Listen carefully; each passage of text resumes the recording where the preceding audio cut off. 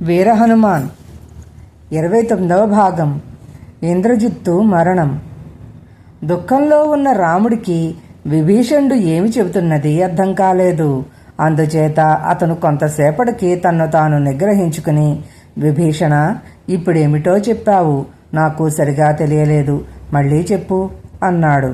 దానికి విభీషణుడు ఇలా అన్నాడు: నువ్వు నిష్కారణంగా దుఃఖిస్తూ మాకు కూడా దుఃఖం కలిగిస్తున్నావు. సంతోషిస్తున్నది నీ శత్రువులు మాత్రమే.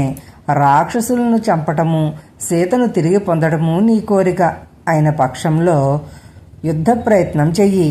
లక్ష్మణుణ్ణి వానరసేనతో సహా నికుంభులకు పంపి ఇంద్రజిత్తుతో యుద్ధం చేసి అతన్ని చంపమను. ఇంద్రజిత్తు హోమం చెయ్యటానికి నికుంభులకు వెళ్ళాడు. అతను ఆ హోమం పూర్తి చేశాడంటే మనకందరికీ చావు తప్పదు. అది బ్రహ్మదేవుడు ఇంద్రజిత్తుకు ఇచ్చిన వరం. అతని నికుంభిల హోమానికి ఆటంకం కలిగించిన వాడి చేతిలో ఇంద్రజిత్తు చస్తాడు. ఇంద్రజిత్తు చచ్చాడంటే రావణుడు, అతని మిత్రులు చచ్చిన వాళ్ల కిందనే లెక్క. రాముడు లక్ష్మణుడితో ఇంద్రజిత్తును చంపిరమ్మన్నాడు. అందుకుగాను లక్ష్మణుడు బలమైన వానర భల్లూక సేనలను వెంట తీసుకుపోయేటట్టు నికుంభిలకు దారి చూపటానికి విభీషణుడు లక్ష్మణుడి వెంట వెళ్లేటట్టు ఏర్పాటు జరిగింది. లక్ష్మణుడి వెంట హనుమంతుడు కూడా బయలుదేరాడు. బయలుదేరేటప్పుడు లక్ష్మణుడు బంగారు అలంకరణలు గల ధనుస్సు, బాణాలు, కవచము ధరించాడు. విభీషణుడు కూడా మంచి విల్లు ధరించాడు. వాళ్ళు నికుంభులకు వెళ్లేటప్పుడు దూరంగా వ్యూహం పన్ని ఉన్న రాక్షస సేన వారికి కనబడింది.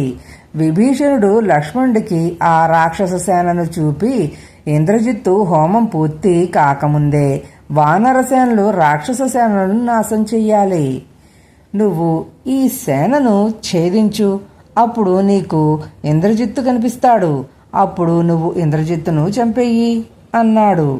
వెంటనే వానరులు, భల్లూకాలు, లక్ష్మణుడు రాక్షస సేన మీద దారుణమైన యుద్ధం చేశారు. తన సేనలో చెలరేగిన హాహాకారాలు విని ఇంద్రజిత్తు తన హోమం పూర్తి కాకుండానే లేచి తన రథాన్ని ఎక్కి యుద్ధానికి సిద్ధమై వచ్చాడు. విభీషణుడు, లక్ష్మణుడు కొంత దూరం వెళ్ళాక ఒక మహావనం కనిపించింది. ఇంద్రజిత్తు హోమం చేసే చోటు అక్కడే ఉన్నది. అక్కడ నల్లగా భయంకరమైన ఒక మహావృక్షం ఉన్నది. ఇంద్రజిత్తు అక్కడే భూతబలులు ఇచ్చి యుద్ధానికి వస్తాడు. తరువాత అతను ఎవరికీ కనపడకుండా యుద్ధం చేస్తాడు. ఈ సంగతి విభీషణుడు చెప్పేసరికి లక్ష్మణుడు యుద్ధ సన్నద్ధుడై ఆ మహావృక్ష సమీపంలో నిలబడ్డాడు. ఇంతలో యుద్ధానికి సిద్ధమై రథం మీద ఇంద్రజిత్తు ఆ చెట్టును సమీపించాడు. నిన్ను యుద్ధానికి పిలుస్తున్నాను, నాతో యుద్ధం చెయ్యి అన్నాడు లక్ష్మణుడు ఇంద్రజిత్తుతో. ఇంద్రజిత్తు లక్ష్మణుడి మాట విని అతని వెంట విభీషణుడు ఉండటం చూసి ఆగ్రహంతో ఇలా అన్నాడు: విభీషణ, నువ్వు రాక్షసుడివై ఉండి కూడా కులాభిమానం ఎలా వదిలావు? ఇది నీ జన్మస్థలం. నువ్వు సాక్షాత్తు నా తండ్రికి తమ్ముడివి. నాకు ఎలా ద్రోహం తలపెట్టావు? ధర్మం లేని దుర్మార్గుడివి. నీకు బంధువులని, స్నేహితులమని, కులమని, రక్తస్పర్శ అని లేదు. అయిన వాళ్లను వదిలిపెట్టి శత్రువుకు దాసుడివి అయ్యావు. బంధువులు నిన్ను చూసి ఏడుస్తారు, మంచివాళ్లు నిన్ను తిట్టిపోస్తారు. అయిన వాళ్ల మధ్య గొప్పగా ఉండటానికి, శత్రువుల మధ్య హీనంగా ఉండటానికి తేడా ఏమిటో నీకు తెలియలేదు. నాకు బంధువై ఉండి నా హోమం భగ్నం చేసి నాకు అపకారం చేయడానికి ఇలా చేశావు. ఇలాంటి నీచమైన పని మరొకరు చెయ్యరు. దానికి విభీషణుడు ఇలా అన్నాడు: నా స్వభావం నీకు తెలియదా? నాది సాత్విక స్వభావం. అధర్మాన్ని నేను సహించలేను. లేకపోతే నా అన్నను నేను వదులుకుంటానా? నీ తండ్రికి అన్ని అవలక్షణాలు ఉన్నాయి. త్వరలోనే ఈ లంకలోని రాక్షసులు నీ తండ్రితో సహా నశించనున్నారు. నీకు చావు మూడింది. నన్ను ఏమనాలని ఉన్నదో అన్నీయను. చచ్చిపోతున్నవాడివి. నిన్ను తిట్టి ఏం లాభం? మాయాసీతను చంపి రామలక్ష్మణులకు అవమానం చేశావు. నువ్వు జీవించలేవు. లక్ష్మణుడితో యుద్ధం చేసి చచ్చిపోయి యమదూతలకు సేవ చెయ్యి. ఇంద్రజిత్తు లక్ష్మణుణ్ణి చూసి, ఆ రాత్రి యుద్ధంలో నా బాణాల దెబ్బ తెలుసుకుని కూడా నువ్వు మళ్ళీ నాతో యుద్ధానికి వచ్చావంటే నీకు మతిమరుపో ఆయువు తీరిపోవటమో కావాలి అన్నాడు. దొంగలాగా కనపడకుండా యుద్ధం చేసి గొప్ప వీరుణ్ణి అనుకుంటున్నావు, ఇప్పుడు చూపించు నీ అసలు ప్రతాపం అన్నాడు లక్ష్మణుడు. ఇంద్రజిత్తు చప్పున లక్ష్మణుడి మీద బాణాలు వేసి అతని శరీరమంతా నెత్తురుమయం చేశాడు. లక్ష్మణుడు కోపించి ఇంద్రజిత్తు మీద తీవ్రమైన బాణాలు వేశాడు. ఇద్దరూ సమంగా యుద్ధం చేశారు. కొంతసేపు యుద్ధం సాగాక ఇంద్రజిత్తు ముఖంలో విభీషణుడికి భయం కనిపించింది. అతను లక్ష్మణుడితో, ఇంద్రజిత్తు దెబ్బతిన్నట్టున్నాడు, అతన్ని చంపేయటానికి ఇదే సమయం అన్నాడు. లక్ష్మణుడు మరింత తీక్షణమైన బాణాలతో ఇంద్రజిత్తును కొట్టాడు. ఇంద్రజిత్తు మూర్ఛపోయాడు.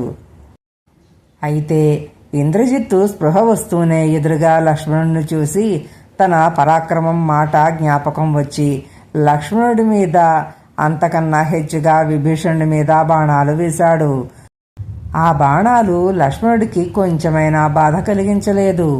యుద్ధంలో గెలవగోరిన వాడు ఇలాగా బాణాలు వేసేది అంటూ అతను ఇంద్రజిత్తు మీద తీవ్రమైన బాణాలు వేశాడు. లక్ష్మణుడి బాణాలకు ఇంద్రజిత్తు కవచం ముక్కలు ముక్కలుగా రథంలో రాలిపడింది. అతని దేహం బాగా గాయపడింది.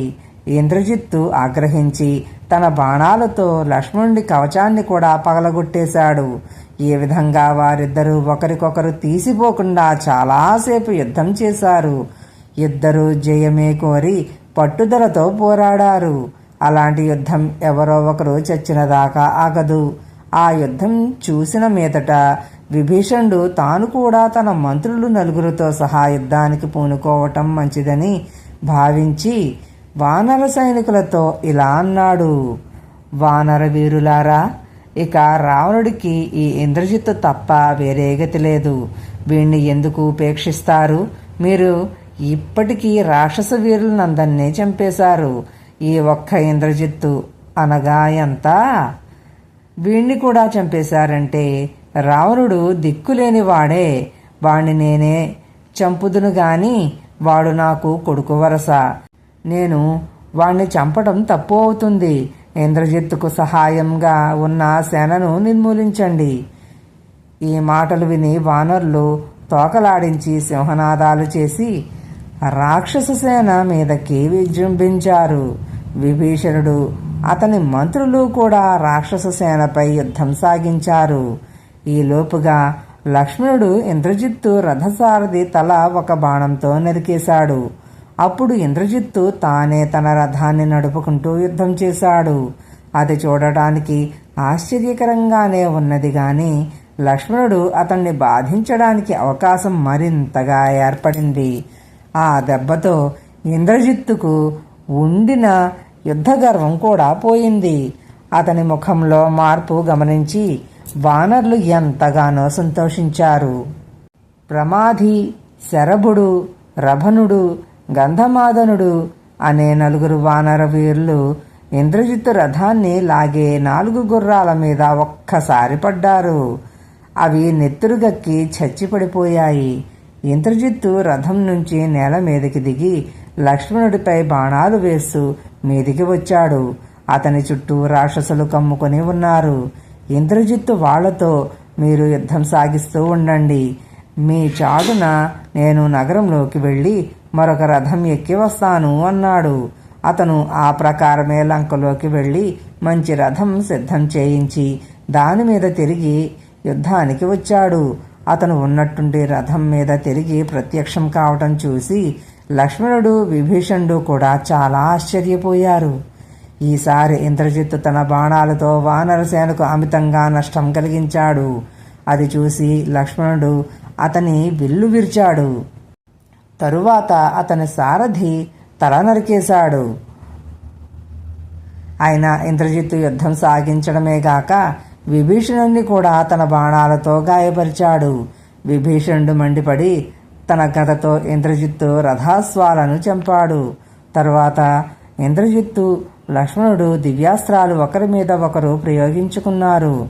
చిట్ట చివరకు లక్ష్మణుడు ప్రయోగించిన ఐంద్రాస్త్రంతో ఇంద్రజిత్తు తల తెగి కింద పడింది. విభీషణుడు వానర్లు సింహనాదాలు చేశారు. వానర్లు విజయగర్వంతో తమని వధ చెయ్యసాగేసరికి రాక్షసులు రెట్టింపు శోకంతో లంకలోకి పారిపోయారు. ఇంద్రజిత్తు చావగానే వానర్లు అమితంగా సంతోషించి లక్ష్మణుణ్ణి కొనియాడారు. లక్ష్మణుడు రాముడి వద్దకు పోయి నమస్కరించి నిలబడ్డాడు. రాముడు అతన్ని కౌగిలించుకుని, ఇంద్రజిత్తు చావటం రావణుడి కుడిభుజం తెగిపోవటమే, ఇక రావణుణ్ణి అతి సులువుగా చంపగలను అని లక్ష్మణుడి గాయాలకు చికిత్స చేయమని సుసేనుణ్ణి నియోగించాడు. ఇంద్రజిత్తు వెంట వచ్చి యుద్ధభూమిలో అక్కడక్కడా యుద్ధం చేస్తున్న రాక్షస వీరులు ఇంద్రజిత్తు పోయినట్టు విని దుఃఖిస్తూ రావణుడి వద్దకు వెళ్ళి విభీషణుడి సహాయంతో లక్ష్మణుడు ఇంద్రజిత్తును చంపాడని చెప్పారు. ఆ వార్త వింటూనే రావణుడు మూర్ఛపోయాడు. తిరిగి స్పృహ వచ్చినాక రావణుడు ఇంద్రజిత్తు కోసం చాలా శోకించాడు. అతని పుత్రశోకం క్రమంగా క్రోధంగా మారింది. అతనికి సీతనే చంపేయాలన్న అభిప్రాయం కలిగింది. అతను తన ఎదుట ఉన్న రాక్షసులతో, నా కొడుకు ఇంద్రజిత్తు మాయాసీతను వానరుల ఎదుట చంపి చూపించాడు. నేను నిజమైన సీతనే చంపుతాను. రాముడి మీద నుంచి మనసు మరలని సీతను చంపేస్తాను అని చెప్పి కత్తి దూసి రౌద్రంగా అశోకవనంలో ఉండే సీతాదేవి దగ్గరికి బయలుదేరాడు. ఈ సంగతి తెలిసి మండోదరి, రావణుడి మంత్రులు అతనికి అడ్డు తగిలారు. ఇప్పటికైనా సీతను రాముడికి అప్పగించి సర్వనాశనం జరగకుండా చూడు అని మండోదరి రావణుడికి హితవు చెప్పింది. ఈ కోపాన్ని రాముడి మీద చూపించు, సీతను చంపి సాధించేదేమిటి అన్నారు రావణుడి మంత్రులు. తన కర్తవ్యం రాముడిని చంపడమే కానీ సీతను చంపడం కాదని తెలుసుకుని రావణుడు ఉగ్రమైన లంకాయాగం మొదలుపెట్టాడు.